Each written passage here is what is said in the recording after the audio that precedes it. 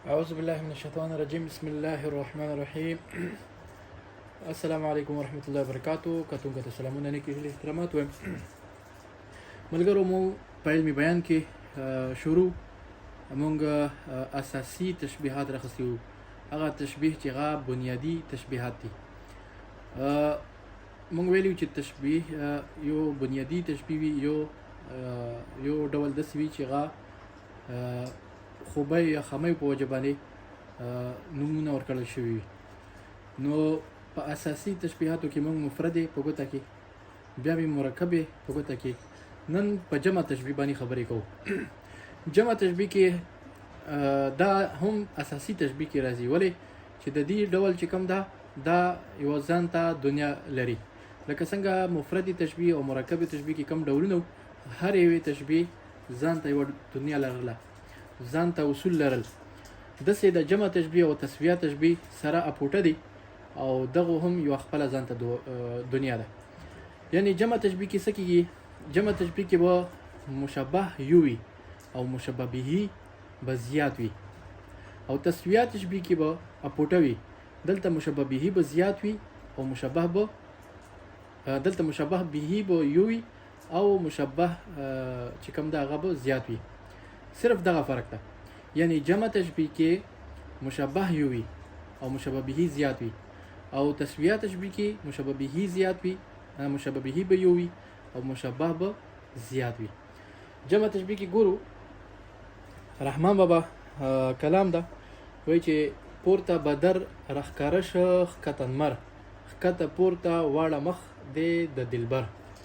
اوس پورته بدر او بیا ښکته نمر، دا دواړه مشبه به دي. د چا په شان دي تشبیه کړي دي؟ مخ په شان دي، د دلبر مخ په شان دي تشبیه کړي دي. یعنی مشبه چې کوم دغه یو ده او مشبه به پکې زیات دي. د یو نه زیات چې مشبه به وي هغه به خامخا او مشبه یو وي، دا به جمع تشبیه کې راځي. یعنی اسانه ونی خبره ده. نو دلته چې مونږ کتل شو بدر او نمر دغه تشبیه شوی دي مخ سره، نو مشبه به دو دي او مشبه یو ده. دویم شرط چې ګورو تورې سترګې دا مشبه، تورې وریځې دا مشبه، تورې زلفې دا مشبه. صحیح شو؟ دا هما تورې بالا دي ادم خورې، دا هما تورې بالا دي مشبه به پکې یو راغی. دلته تورې سترګې، تورې وریځې، تورې زلفې چې کومې دي دا ټول مشبه دي، او بلا چې کومه ده دا مشبه به ده. یعنی دغه ټولې په یو سیس په شان دي ګرځولې دي چې هغه بلا ده. نو اپوټه شوه. دلته مشبه به یو ده او مشبه زیات دي، او دلته چې مونږ ګورو دلته مشبه یو ده او مشبه به زیات دي. نو دغه دنیا یو جدا دنیا شوه د دې تشبیهات هم. نو ځکه ورته اساسي تشبیه ویل شو. صفاتي تشبیه چې کوم سره دي لکه مفروقه تشبیه.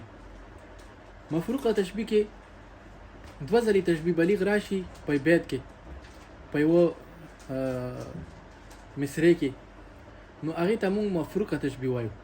ګوره هلته کې کسې تشبیه بلیغ دوه ځلې راشي، نو اساسي تشبیه کسې دوه ځلې راغو او په خوبۍ باندې، نو هلته کې مفروقه تشبیه ورته ویله.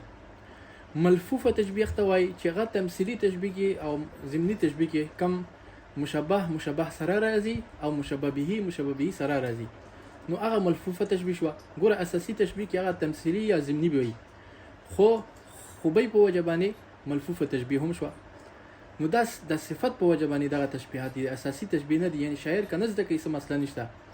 دغسې مقیده مشروطه چې کومه ده هغه هم اساسي تشبیهاتو کې نه راځي. ولې چې تمثیلي تشبیه به راغلی وي، خو هلته کې به یو قید راغلی وي، که نه تصویر کې به یو قید راغلی، مطلب داسې چې وایي چې که داسې وشو نو داسې به کېږي، نو هغه قید په وجه باندې مقیده به شي یا مشروطه ورته وایي.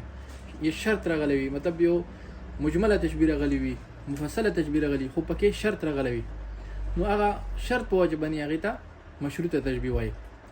یا بعیده تشبیه. بعیده تشبیه لکه مثال سړی ورته ذهن نه راسي، که مجمله وي کغه بلیغه وي کغه مفصله وي مفصله کې غورسي انسان ذهن ته خو ذهن د مشبه به وجه تشبیه ته چې کومه ده وجه تشبیه ته ذهن اسانۍ سره نه راځي چې نه راځي نو هغه به بعیده تشبیه وي ذهن ورته اسانۍ سره نه راځي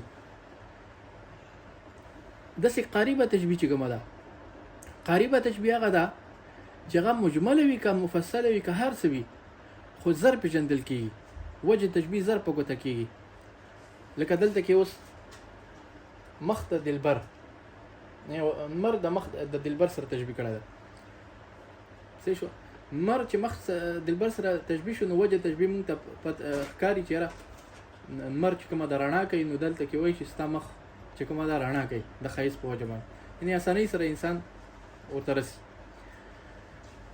همدغسې چې مونږ ګورو نورې چې کومې تشبیهات یا غریبه ده یا داسې نورې چې کومې هغه خوبۍ په وجه باندې هغه تشبیه راغلي وي یعنې یا به خامخا اساسي تشبیه کې به خامخا یوه وي چې هغه مجمله وي چې هره یوه وي خو په خوبۍ په وجه باندې یعنې اساسي تشبیه به وي او بیا په خوبۍ په وجه باندې هغې کې به دغه یا مفروقه وي یا به ملفوفه وي یا به مشروطه وي یا مقیده وي یا به بعیده وي یا به قریبه وي صحیح شو نو دغه چې کومې تشبیهات دي د ما ذکر کې نو دا صفت په وجه باندې صفتي تشبیه دي یعنې صفت په وجه باندې تشبیه نوم ورکړی شوی ده اساسي نه دي دغسې مردوده تشبیه چې کومه ده دا هم ځان ته دنیا لري دا خو څه دنیا نه لري اصل کې دا داسې وي چې لکه یو تشبیه ناسمه وي سمون نه خوري هلته کې وجه تشبیه غلطه راځي چې کله وجه تشبیه غلط راځي نو دا معنوي تعقید هم شو په فصاحت کې مونږ ویلي وو فصاحت او بلاغت کې معنوي تعقید هم شو خو دلته کې تشبیه مردوده شوه مطلب دا چې نه راځي لکه اوس مثال یو مونږ وایو چې یاره دا ماشوم داسې ښایسته ده لکه داسې بد څیز ذکر کو چې هغه څیز ښایسته نه وي زه بار هغه شاګردانو ته وایم چې لکه څوک وایي چې جنۍ داسې ښایسته ده لکه میخه نو هغه دې وخاندي نو اوس د جنۍ چې میخې سره مونږ تشبیه که نه د مردوده شوه ولې چې میخه خو ښایسته نه ده که نه نو د مردوده تشبیه شوه کله هم چې هغه هره یوه تشبیه وي چې هغه مفصله وي مجمله وي مؤکده وي بلیغه وي او یا تمثیلي وي یا ضمني وي یا جمع وي یا تشبیه وي خو په دو کې چې هغه تشبیه وجه تشبیه غلط راځي یا مطلب دا سمون نه خوري هغه تشبیه چې کومه وي ناسمه وي نو هغې ته مردوده تشبیه وایي نو دا موږ سره تشبیهات و چې تر اوسه پورې موږ اساسي تشبیه ذکر کې په علمي بیان کې انشاءالله بلې ویډیو کې به راځم استعارې باندې خبرې کوم او استعارې کې به هم اساسي استعارې به زه در سره چیړم نو بیا نورې استعارې چې کومې دي هغه ملګرو خوښه ده چې زده کوي که نه نو اوس شاعر لپاره پکار ده چې دغه اساسي تشبیهات چې کوم دي دغه زده کړي نور چې که نه زده کوي هېڅ مسله نشته ولې چې ته خیال چې راوباسې نو په تشبیهاتو پېژندلو باندې به راوباسې ته د شعر تصویر چې ګورې نو هغه شعر تصویر لپاره چې کوم دوربین اچوې نو هغه د علمي بیان ده چې علمي بیان کې ته په تشبیهاتو نه پوهېږې نو ته تصویر ته به څنګه رسې ته به وجه تشبیه څنګه پېژنې ته به خیال ګهرۍ ته به څنګه کوزېږي نو دغه تشبیهات به خامخا شاعر زده کوي هغې نه پس به هغه سره مضبوط کمان وي یعنې مطلب کله هم خیال چې راوړي هغه کې به هغه ډېر فن به کوي ډېر زبردست تشبیه هغه به راوړي بیان به راوړي ډېر ښایسته تصویر به جوړوي نو دغه تشبیهاتو سره مونږ ویلي وو چې علوم بلاغه یو حقیقي تعبیر وي او یو خیالي تعبیر وي نو خیالي تعبیر هم په تشبیهاتو سره مونږ جوړولی شو او حقیقي تعبیر هم جوړولی شو د حقیقي او خیالي تعبیر مو هم مونږ په تیر ویډیوګانو کې ذکر کړی و الله په امان